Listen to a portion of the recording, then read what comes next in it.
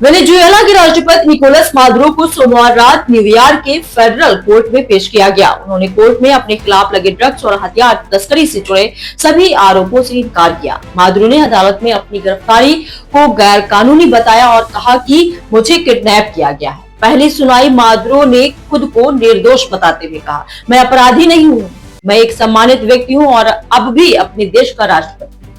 Maduro के वकीलों ने अमेरिकी कार्रवाई को सैन्य अपहरण बताया है। उन्होंने कहा कि यह अंतर्राष्ट्रीय कानून और कानूनी प्रक्रिया का उल्लंघन है। अगली सुनवाई 17 मार्च को होगी।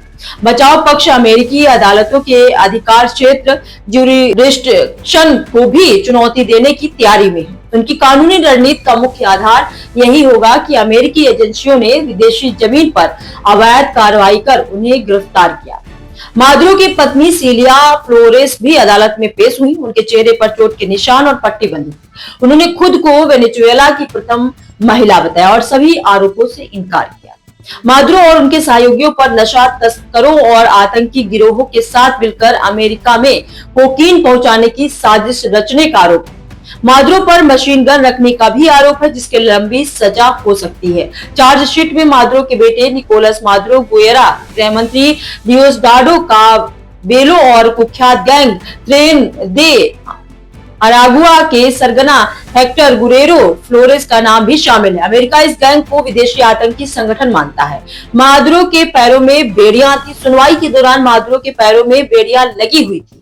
वह और उनकी पत्नी एक ही मेज पर बैठे थे और दोनों ने हेडफोन लगाए थे ताकि अदालत में कहीं जा रही बातों को अपनी भाषा में समझ सके। जज ने अदालत में दोनों के खिलाफ लगाए गए आरोपों को पढ़कर सुनाया।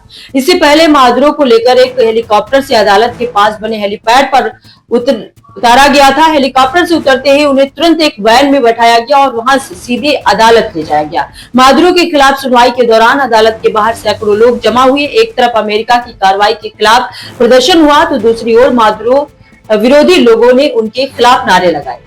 सुनवाई खत्म होने के बाद जब मादुरो बाहर निकलने के लिए उठे तो गैलरी में बैठे एक व्यक्ति ने उनसे कहा कि उन्हें अपने अपराधों की कीमत चुकानी पड़ेगी। मादुरो ने जवाब दिया कि वह अपनी आजादी हासिल करेंगे। वेनेजुएला की राजधानी कराकस में सोमवार शाम अचानक गोलियों और एंटी एयरक्राफ्ट फायरिंग की आवाजें सुनाई दी। व्हाइट हाउस के एक अधिकारी ने कहा कि अमेरिका इन खबरों पर नजर बनाए हुए, लेकिन उन्होंने साफ किया है कि इस घटना में अमेरिका की कोई भूमिका नहीं है। बाद में यह भी दावा किया गया है कि इन इलाकों में उड़ रहे ड्रोन पर नजर रखी जा रही है।